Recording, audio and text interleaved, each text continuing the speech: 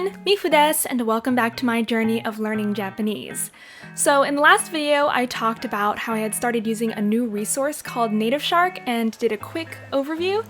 And today I'd like to do a deeper dive into what it is, as well as my 2-month review / impressions of it. So in this video, I'm going to be going through their website and looking at what sort of claims they make on it, take you through one typical day of studying and learning with NativShark, exploring what other tools there are on the NativShark platform, going through my personal pros and cons, and then I'll give you my overall thoughts and conclusions and whether or not I recommend it. Feel free to use the chapters tool below to navigate around to the sections that you'd like to see. I anticipate this may be pretty long because I have many thoughts.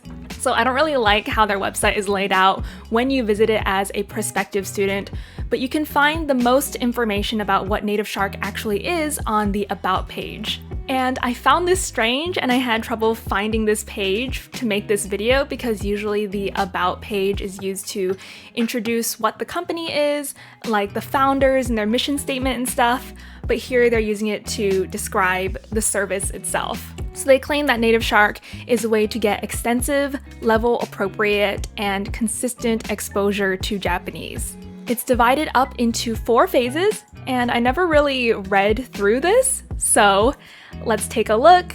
In phase 1, we cover all the fundamentals, everything from pronunciation and particles to writing systems and sentence building, as well as must-know survival phrases. I do remember many survival phrases.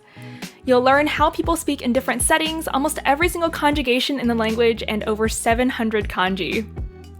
Exciting. I haven't gotten to conjugation yet, actually, and I'm very nervous, but also excited to finally crack that part of the Japanese code. Let's look at what's happening in phase 2. We cover the majority of the constructions used in day-to-day speech, plus a majority of the words and kanji used in the language. You'll become good enough to read unfamiliar texts with effort and make friends with Japanese people who speak zero English. Aren't you just done at that point? What else do you need? Let's see, phase 3. We cover the slightly less common but still crucial aspects of the language, including hundreds of additional grammar patterns and thousands of additional vocab. At this level, it becomes possible to relax a bit while still enjoying Japanese materials like shows, manga, and video games. Alright. And phase 4. We start getting into the more obscure aspects of the language while building up to what we describe as near-native fluency. You'll be good enough at Japanese to live and work in Japan with zero English, or even translate professionally, and good enough to enjoy Japanese media with minimal effort. Alright, so these are some pretty big claims. I can't say anything to any of these because I haven't finished it, but I'm really looking forward to it. That sounds amazing. I heard that they're also working on material for like a phase 4+, stuff that goes beyond even phase 4, like medical specific vocabulary and stuff like that. I have no idea if or when something like that would be implemented, but I feel like it would be really cool for the people who need something like that. And they have lessons, dialogues, flashcards, and formality. I'll be going through this later when I take you on a day of studying with NativShark. And here they're talking about how it's level appropriate. Every new flashcard only has one new word that we're learning. And the same concepts get reinforced over and over, so you don't have to stress out about understanding it or memorizing it on the first try. I feel like this has been true. And consistent. They say it's streamlined, motivating, and adjustable. I would say that's definitely true. I've done it every single day, except for one. It was a very tragic day. But I love streaks. I love feeling like I'm accomplishing something every day, and I come back, I've made it into a part of my daily routine. All right, what if I keep forgetting stuff? Some words and phrases just slide off our brain like it's a Teflon-coated fry pan. This is why getting repeated exposure to learned content is so important. You can forget something once or 10 times or 75,431 times. We'll make sure it sticks eventually. Our smart flashcard algorithms were designed for this, and our +1 approach to content makes it so that things you learned earlier show up again and again in different contexts, the same way native speakers learn them. It's even possible to review content while you're out grocery shopping, thanks to tools like our shadow loops. Shadow loops! I'll definitely be covering that in a minute. And boom, their last selling point, their 7-day free trial. Okay, let's get into one study session with NativShark. Here is what the NativShark user interface looks like. What you can do is you just show up, click Study Now, and it takes care of the rest of it for you. So let's go through our review cards for the day.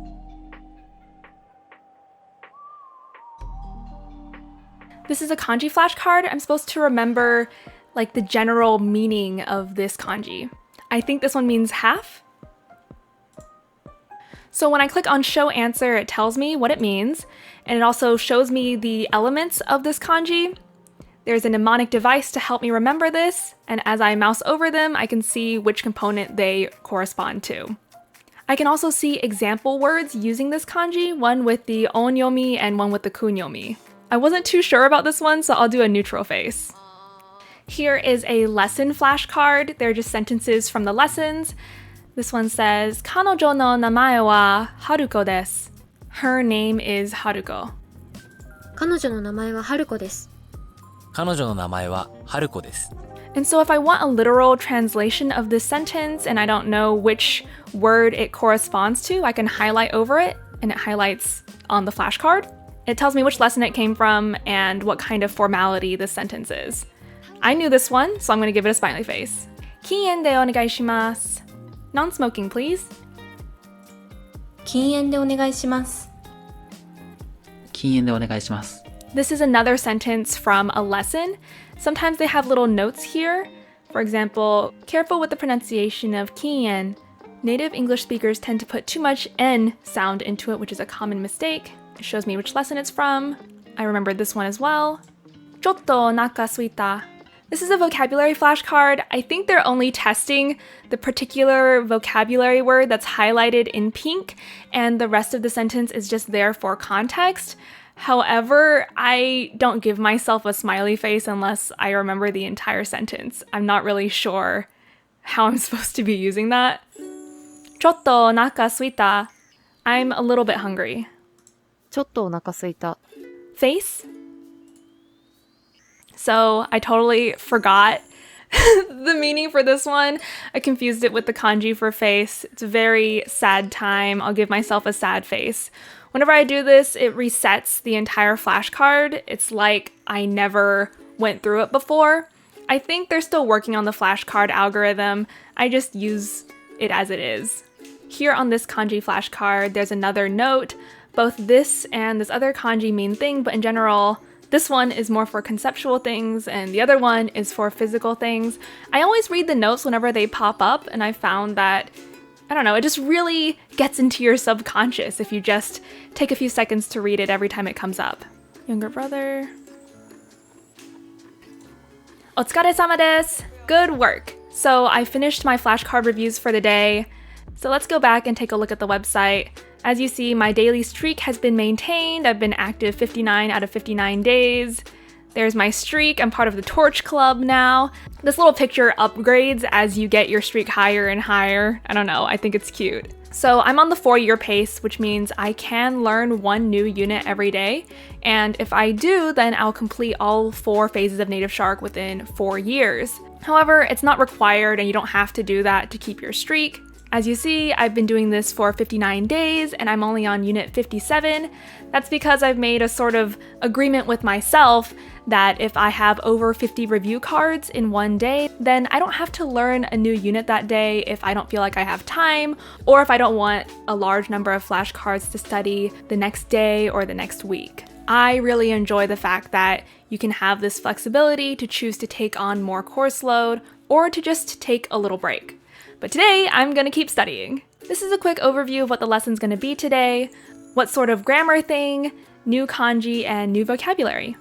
In the lesson, whenever a new sentence or an old sentence pops up, you can always listen to a voice recording of a female or a male saying that sentence.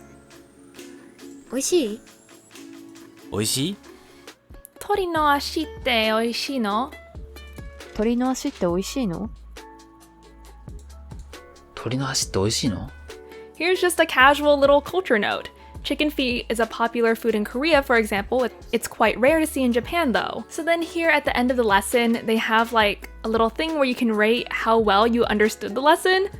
I'm not really sure what this is used for since it doesn't show up anywhere else on the website. I'll cover this later. Complete! And then I'm done with the lesson for today. Then we get into the new kanji section.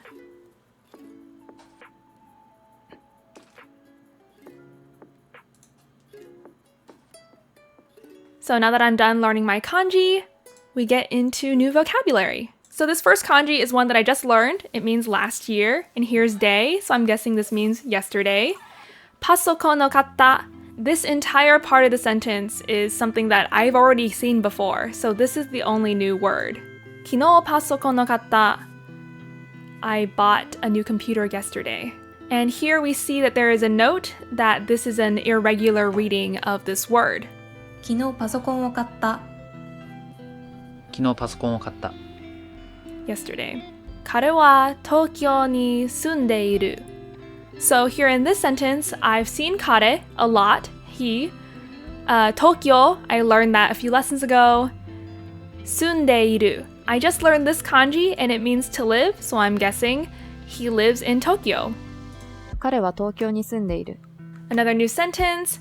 彼は古いアパートに住んでいる. So in this sentence, I already know kare. We just went over that. 古い, old.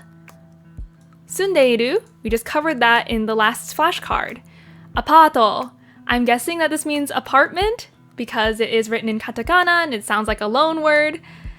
And it makes sense in the context. So I'm guessing this means that he lives in an old apartment. And here the note is the full word is apartamento, but people just say apato. 彼は古いアパートに住んでいる。彼は古いアパートに住んでいる。彼は新しいマンションに住んでいる. I'm guessing that means he lives in a new mansion because I have seen all the other words before and from the context, I'm guessing this is mansion. They are both apartments in English, but generally speaking, mansion is nicer than an apato. A realtor might describe apato as wooden buildings while mansion are bigger concrete buildings. That's interesting.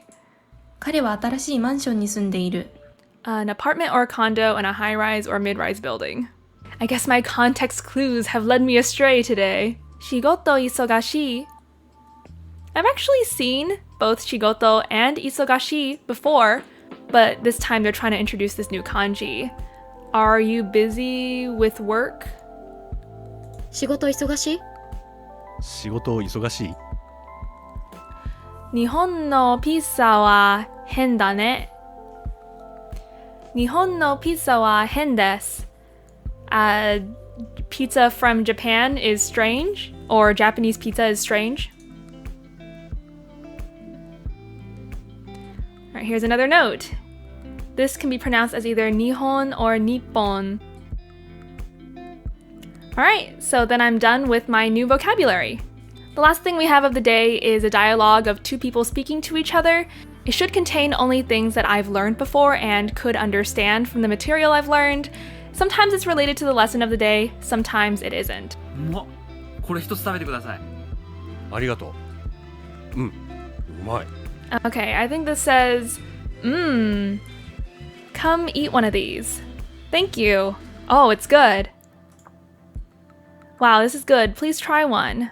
Thank you. It is delicious. All right. I'm just gonna say it's a good feeling to be able to understand the meaning of a sentence in Japanese, and I'm excited to do this more. Let's press next. And today I got a progression badge. I can now ask questions and alter the nuances of your questions with the particle no. So that is one day's study session with NativShark. Now let's explore the rest of the website and the other tools that NativShark has to offer. Here you can see a small panel with some study statistics. I've spent 15 hours and 54 minutes on the website so far, an average of 16 minutes per day. My current streak is at 59 and I have Streak Saver unlocked. What that means is if I miss a day and I would lose my streak, then it'll keep my streak at the same number. And if I come back in time and do another study session, then I don't have to lose my streak. I think you have to study like 2 or 3 days in a row before you unlock Streak Saver. If I click into the stats menu, I can see a bit more information about my studying. I can see a flashcard heat map, and I can also keep an eye on how many cards I have coming up. I see that I have 60 cards to review tomorrow, So if I feel like I don't have time, I'm probably not going to study a new unit tomorrow. And here it calculates when I would finish phase 1 if I were to study one new unit every single day between now and then. This is based on my current pace, which is the 4-year pace, where I get one new unit every day. So let's go through some of the tools.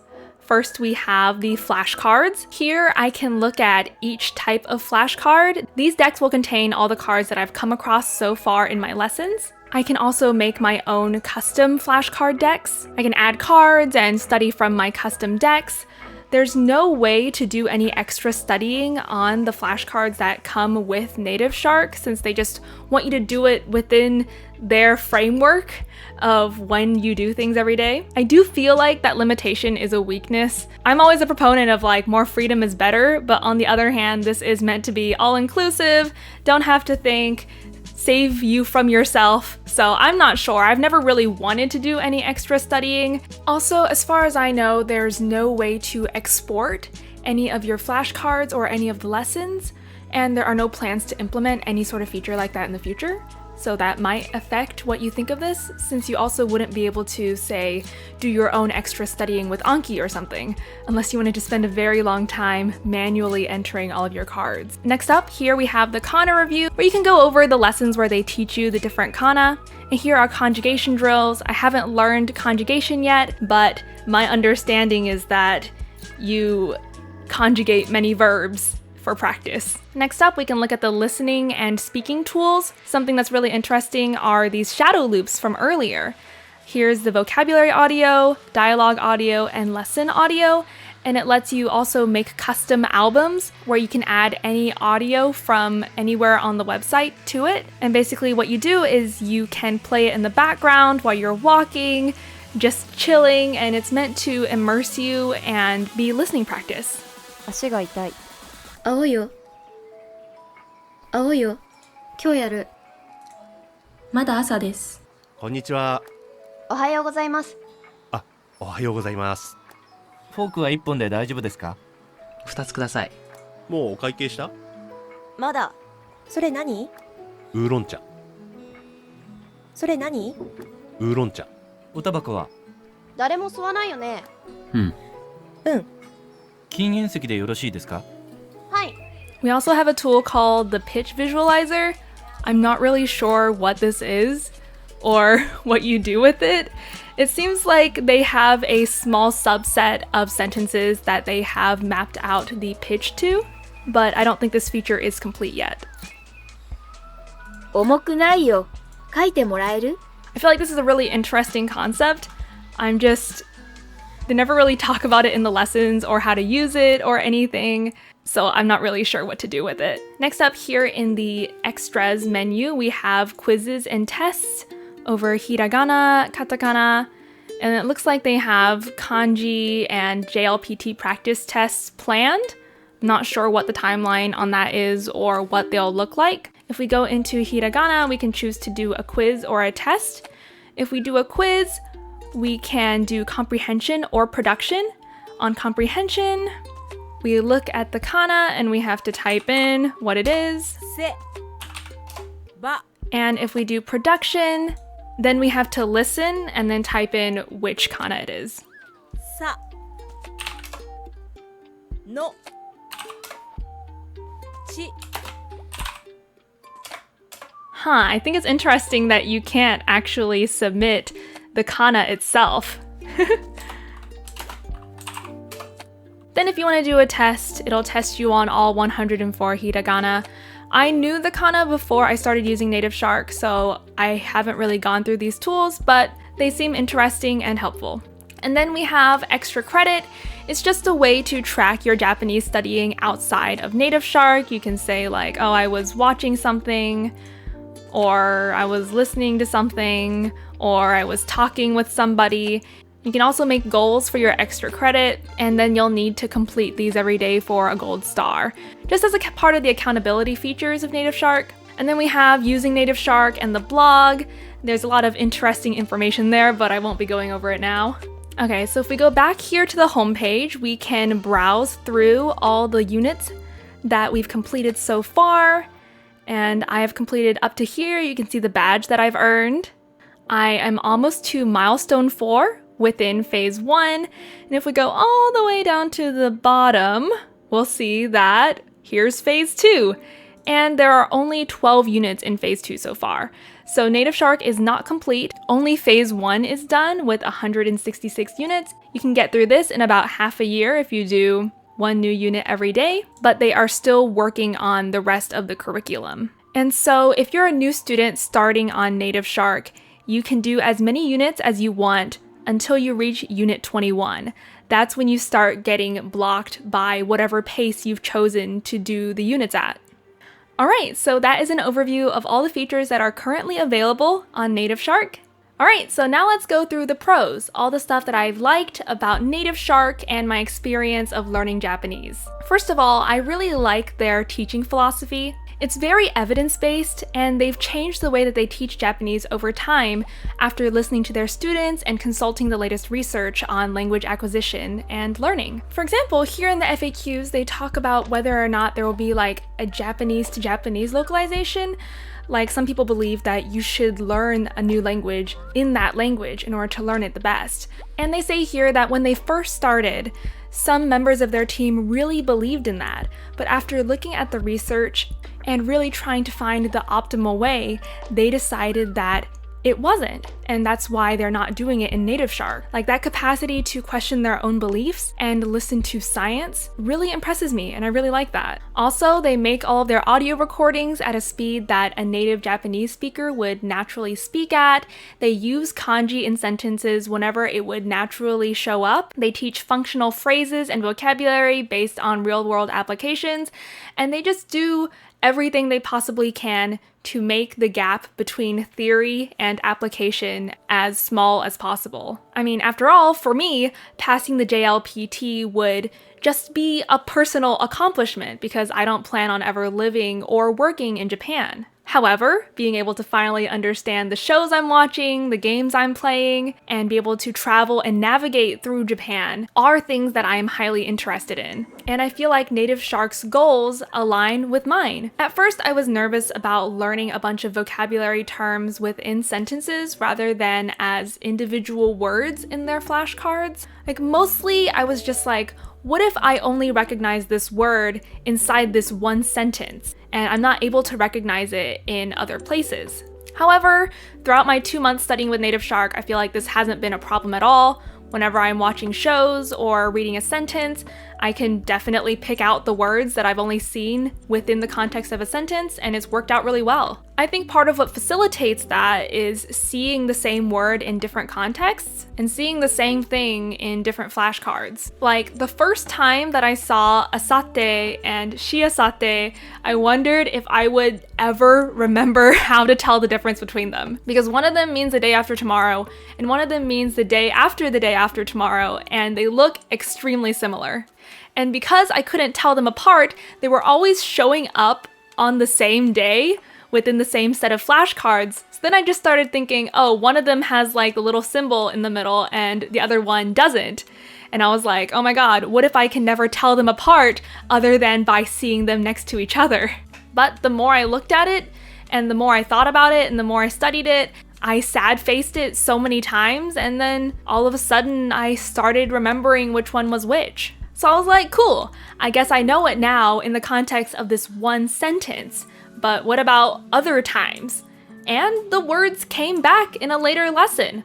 When I was learning the days of the week, they said that the day after tomorrow is Wednesday, and the day after tomorrow is Thursday, and I actually remembered what these words meant when they came up on the flashcards, and I thought that was just an amazing feeling. And then I sort of had the same worry with the days of the week. Like, what if I only remember that the day after tomorrow is Wednesday, and the day after tomorrow is Thursday? What if I can't recognize these words and concepts outside of these particular sentences? And I don't know, that hasn't happened. Whenever I hear it in a show, I'm just like, oh yeah, that's Thursday, that's Wednesday. Sometimes I think to myself, what day is it today? And I can always pick out the correct word. A lot of my questioning and my overthinking has been debunked through learning with NativShark, and I feel like that's a pretty cool feeling. So another pro to NativShark is the community and how nice and active everybody is. Sorry, Evolve, but Discord is a way more comfortable place for me than Facebook groups is. Every time I see someone asking a question, there's always a million people there to direct them toward the correct staff member, like recommending native materials for their level based on where they are in the lessons. They have recommendations for their favorite Japanese music, or they're always there helping out with grammar or playing shiritori. Plus, they have the most adorable emotes, which people use all the time. What else I love about NativShark? The passion behind it. They host weekly events where you can practice speaking Japanese.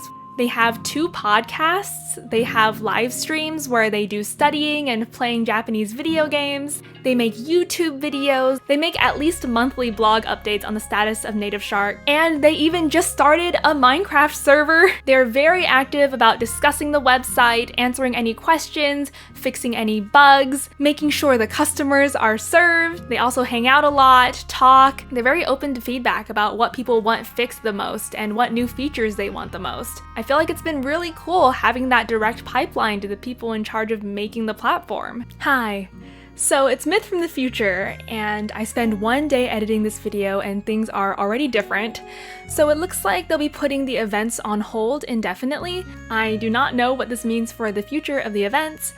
Just know that things may be different by the time you watch this, things may be different tomorrow, the day after I post it, but that they are no longer a selling point of the platform as of the second that I am recording this right now. I feel like my last very large point is that I feel like the stuff that I've been learning with NativShark has been useful to my life and very applicable to what I've been doing. For example, the first bit of NativShark covers like extremely functional, touristy phrases, and part of that was ordering from restaurants.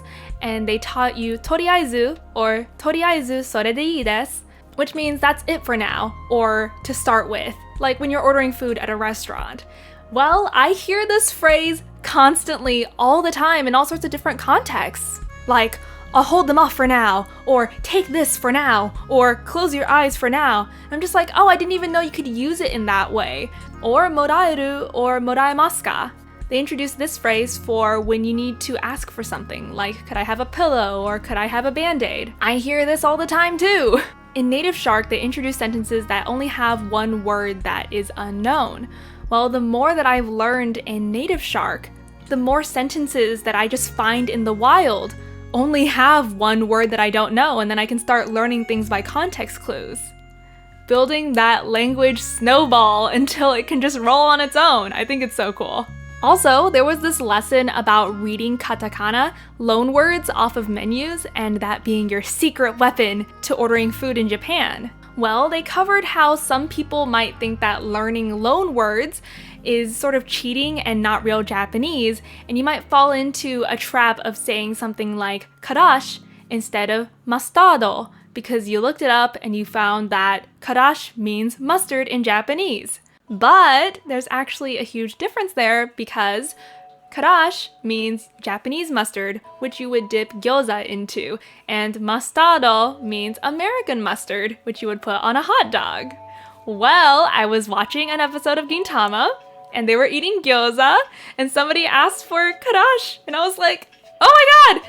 And they translated it as mustard, but I knew that they were talking about Japanese mustard and not American mustard. And I was just very excited to know that. I didn't even know how much is being lost in translation until I started learning Japanese. And I just feel like it's just good, okay? It's just good, y'all.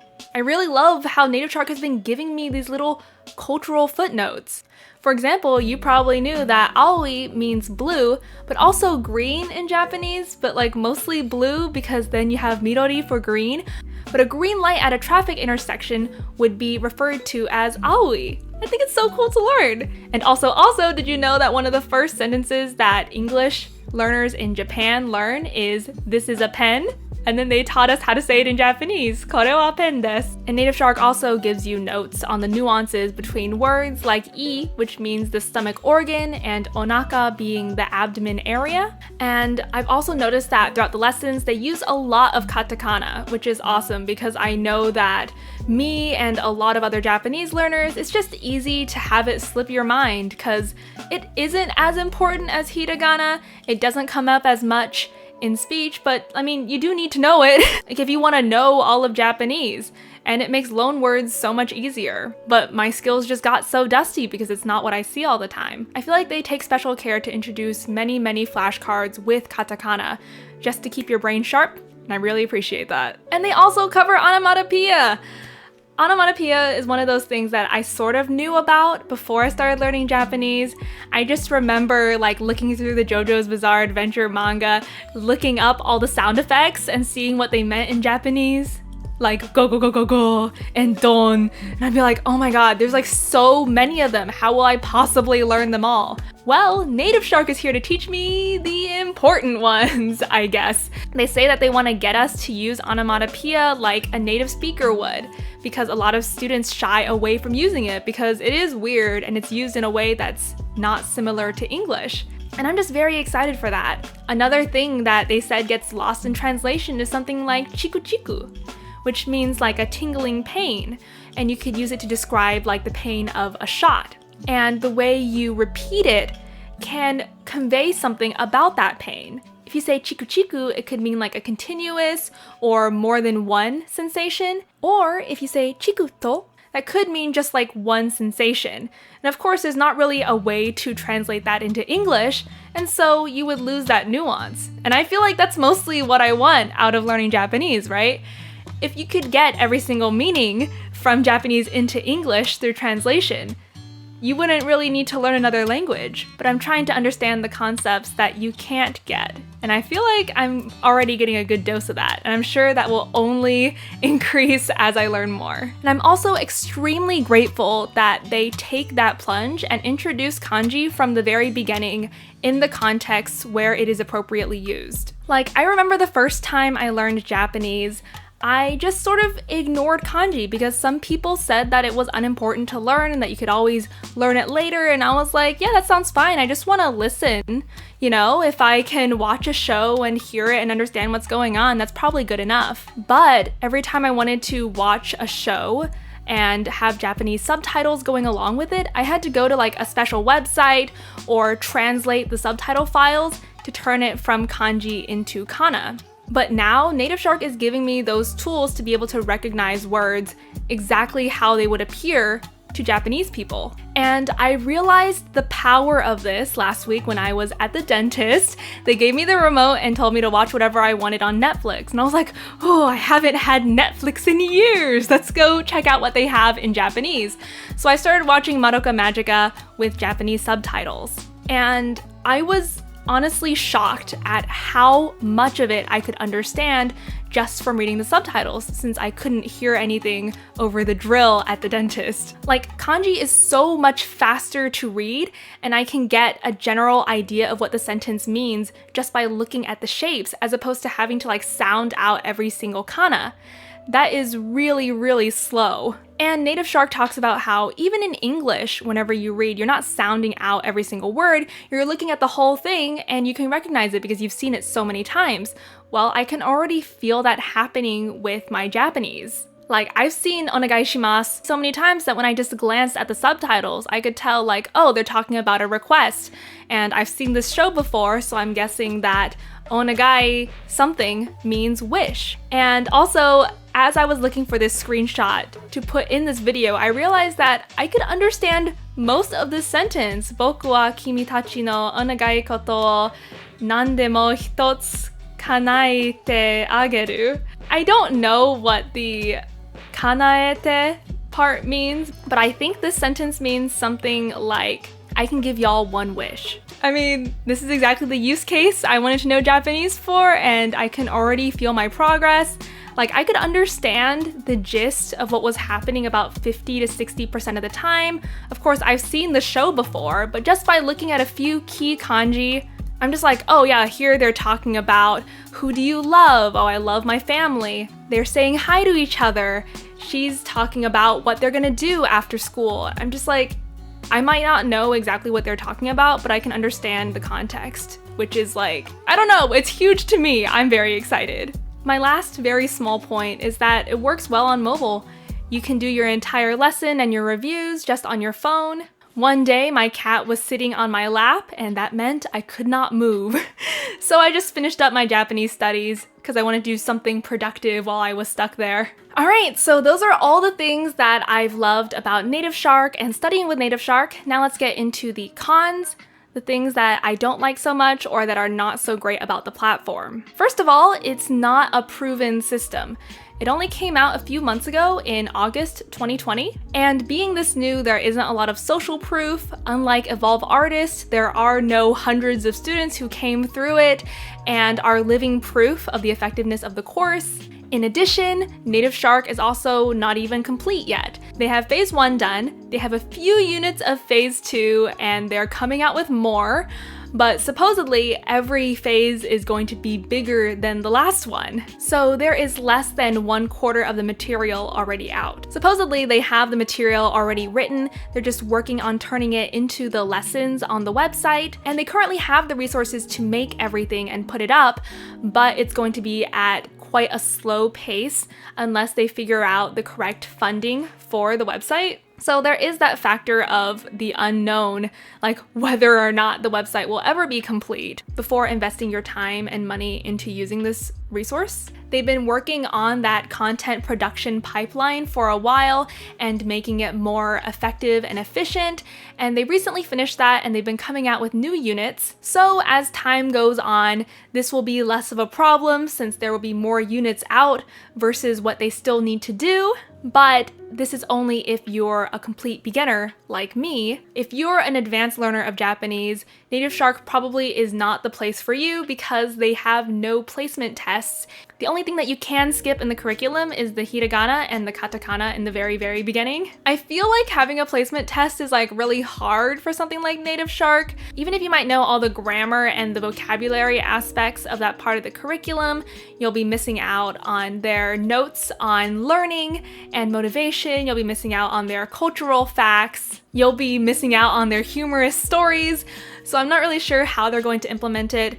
A placement test to skip part of the curriculum is definitely on their radar and it's in progress. I'm not sure how that'll be. I know that there are a lot of Japanese learners who have been fans of NativShark since before it was NativShark, while it was Nihongo Shark, and they are advanced learners, but they have purchased like the lifetime plan when it was at a great discount when they first launched NativShark. So now they're just like zooming through the material, getting to the end, and then waiting for new stuff to come out. However, I'm not sure how advisable that would be if you don't have that lifetime plan or something, because the subscriptions are time-based. So I feel like it's not very efficient to subscribe and then just be waiting there for half a year for new content, depending on what your priorities are.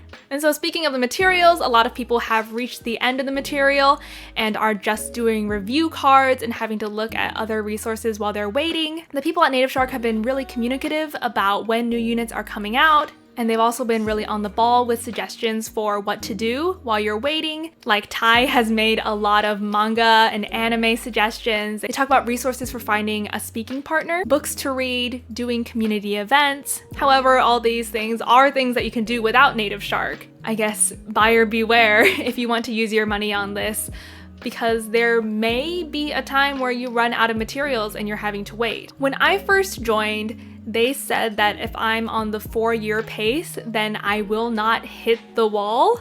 And that was their prediction back then. I'm not really sure how that's gonna work though, unless they make like over 1 new unit per day.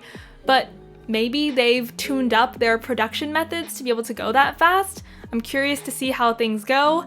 I'm willing to wait for new material if I ever hit that wall because I really like the community, I really like the platform, but again, that's like a personal decision. There is no vacation mode on NativShark, so if you miss a couple days, you will lose your streak and you will have a huge number of flashcards piling up on you. This honestly gives me a lot of anxiety. I don't know, over the past few weeks, I've been thinking, What if I want to take a break?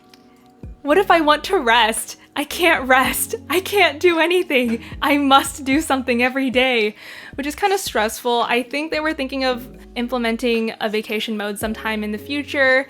I guess I won't think about it too much for now and save myself the anxiety. Another problem is there's no search feature or any easy way to browse through the past lessons. You just sort of have to like click into each one individually, which was pretty frustrating as I was making this video and trying to find specific examples. And I was just like, which one was it? I feel like it was a little further back than this one, a little like more in the future than this one. That was frustrating, but I know that like a search feature is in progress. And like I was talking about, there's a way to rate the lesson on how well you understand it, but there's no way to filter by that or sort by that or anything. I think they're working on that as well. I'm not sure if this should be like even included in the cons list, but something that really bothered me was that the mnemonic devices that they have for these kanji, like they use elements / components that I've never seen before.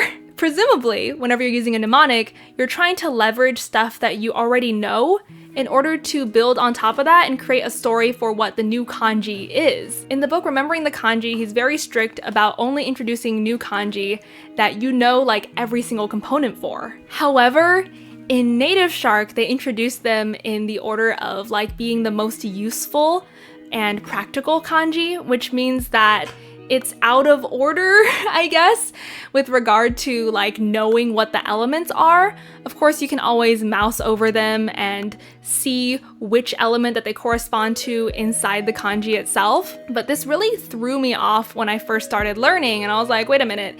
So hurt, damage, pain, utilize the pain pills from your last sickness to help stop your head hurting from this headache. I have not seen the kanji for utilize, last, or sickness before. So I'm just like, how am I supposed to use those to help me remember this if I've never even seen the things that I'm supposed to be using? So I asked on the Discord, what's up with this?